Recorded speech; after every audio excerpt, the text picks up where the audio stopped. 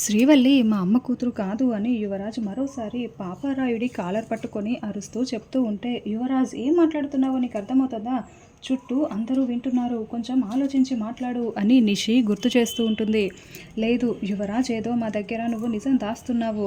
యువరాజ్ని చెప్పనివ్వు నిషి, చెప్పు నిషి అంటే, అత్తయ్య గారు ఏదో నిజం దాస్తున్నారా? శ్రీవల్లి అత్తయ్య గారి కూతురు కాదా అని ధాత్రి, కేదార్, కౌశికి అందరూ నిలదీస్తూ ఉంటారు.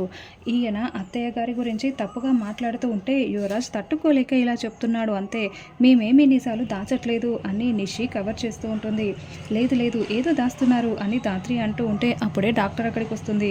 వదిన డాక్టర్ వచ్చారు అని శ్రీవల్లి చెప్పడంతో, మా అత్తయ్య గారికి ఎలా ఉంది, మేము వెళ్ళి చూడొచ్చా అని ధాత్రి, కేదార్ అందరూ అడుగుతూ ఉంటారు. మీరు సమయానికి తీసుకొచ్చారు కాబట్టి సరిపోయింది, లేదంటే పాయిజన్ హార్ట్లోకి వెళ్ళి చాలా ప్రాబ్లం అయ్యేది. ఇప్పుడు ఆవిడ సేఫ్గానే ఉన్నారు, వార్డుకి షిఫ్ట్ చేస్తాము, మీరందరూ అక్కడ వెయిట్ చేస్తూ ఉండండి, అప్పుడు చూసి మాట్లాడొచ్చు అని డాక్టర్ చెప్పి వెళ్తుంది. మీరు చంపకుండా మా అత్తయ్య గారిని ఆ దేవుడే కాపాడారు అని ధాత్రి అంటే, రే ఇంకోసారి నా చెల్లి అంటూ నువ్వు మా ఇంట్లో అడుగు పెట్టావా, నీ ప్రాణాలు తీసేస్తా, వెళ్ళరా ఇక్కడ నుంచి అని సుధాకర్ తిట్టడంతో పాపారాయుడు అక్కడి నుంచి పక్కకు వెళ్ళిపోతాడు.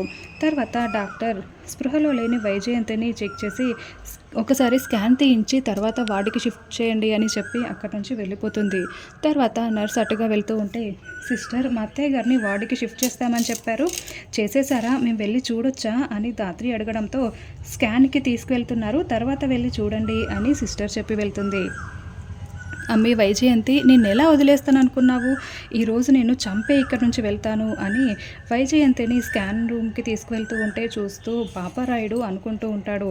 ఏమైంది ధాత్రి, ఇంతలా ఆలోచిస్తున్నావు అని కేదార్ అడగడంతో, అసలు పాపారాయుడు బాబాయ్ గారే ఇప్పుడు అత్తయ్య గారికి విషం పెట్టారు, అత్తయ్య గారిని హాస్పిటల్కి తీసుకొచ్చాము, కానీ అత్తయ్య గారి కోసం మళ్ళీ పాపారాయుడు బాబాయ్ గారు ఇక్కడికి వచ్చి మన అందరితో గొడవ పడుతున్నాడు, ఏమై ఉంటుంది అని ఆలోచిస్తున్నానని ధాత్రి అంటుంది. ఎలా ఉందో తెలుసుకోవడం కోసం చూడడానికి వచ్చి ఉంటాడులే ధాత్రి అని కేదార్ అంటాడు. లేదు, 2 సార్లు ఇంటికి వచ్చి ప్రాణాలు తీయబోయాడు, ఇప్పుడు మనం అందరం తిడుతున్నా కూడా ఇక్కడే ఉన్నాడంటే ఖచ్చితంగా మళ్ళీ చంపడానికే వచ్చి ఉంటాడు. విషం తిన్న తర్వాత ప్రాణాలతో ఉంటుందా చచ్చిపోయిందా అని తెలుసుకోవడానికి వచ్చాడు, ఒకవేళ ప్రాణాలతో బయటపడితే మళ్ళీ చంపుదామనే వచ్చుంటాడు, చూడు ఒక్కసారి ఆలోచించు అని ధాత్రి అంటే, నువ్వు చెప్పింది నిజమే అనిపిస్తుంది ధాత్రి, మళ్ళీ పిన్నిని ఏమైనా చేస్తాడేమో, పద వెళ్ళి చూద్దాం అని కేదార్ అంటాడు.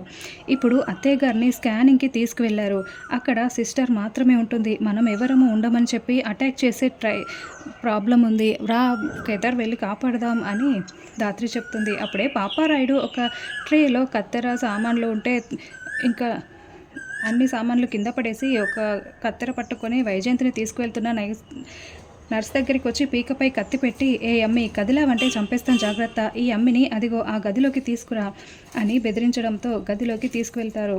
అక్క నేను ధాత్రి పిన్నికి స్కాన్ చేసి తీసుకొస్తాము, దగ్గర ఉంటాము అని కౌశికితో కేదార్ చెప్తూ ఉంటే, ఏయ్ మీరు వెళ్తే కానీ స్కాన్ తీయరా డాక్టర్ అని నిషి అరుస్తూ ఉంటుంది. అసలు మీకేం సంబంధం ఉందని వెళ్తారు, మేము వెళ్తాము అని యువరాజ్ అంటాడు.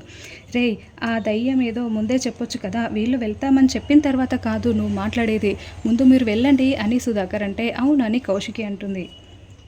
ఈ లోపల రాయుడు వైజయంతిని ఒక రూమ్లోకి తీసుకొని వెళ్ళి నర్సుని కొట్టడంతో ఆవిడ గోడ తగిలి స్పృహ కోల్పోతుంది.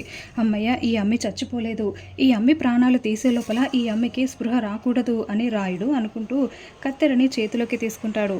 ధాత్రి, కేదార్ స్కానింగ్ రూమ్కి రాగానే అక్కడ వాళ్ళు లేకపోవడంతో ఇక రిసెప్షన్ దగ్గరికి వెళ్ళి మా అత్తయ్య గారు ఎక్కడున్నారో చూసి చెప్పండి అని అడగడంతో, స్కానింగ్ రూమ్ నుండి ఇంకా బయటికి రాలేదు మేడం అని ఆవిడ చెప్తూ ఉంటుంది. అయితే ఖచ్చితంగా రాయుడు బాబాయ్ ఎక్కడికో తీసుకువెళ్ళి ఉంటాడు, బయటికైతే తీసుకువెళ్ళి ఉండడు, ఎందుకంటే మనం అందరం ఉన్నాం కదా, సెక్యూరిటీ కూడా చాలా ఎక్కువగా ఉంది, కాబట్టి ఆపరేషన్ థియేటర్కి స్కానింగ్ గదికి మధ్య ఉన్న గదుల్లోనే నర్స్ని బెదిరించి మరీ అత్తయ్య గారిని తీసుకువెళ్ళి ఉంటాడు, రా వెళ్ళి వెతుకుదాం అని ధాత్రి, కేదార్ మొత్తం గదులన్నీ వెతుకుతూ ఉంటారు. అమ్మి నువ్వు ప్రాణాలతో ఉండకూడదమ్మి, ఎందుకంటే నా పరువు తీసేసావు కదా అని స్పృహలో లేని వైజయంతి ముందు కూర్చొని కత్తెతో పొడవబోతూ ఉంటే అప్పుడే వైజయంతికి మెలకువ వచ్చి కత్తెరని అడ్డుపట్టుకుంటుంది. అన్న ఏం చేస్తున్నావు అని అడుగుతూ ఉంటుంది. నువ్వు నా పరువు తీసేసావమ్మి, నువ్వు ప్రాణాలతో ఉండకూడదు అని రాయుడు అరుస్తూ ఉంటాడు.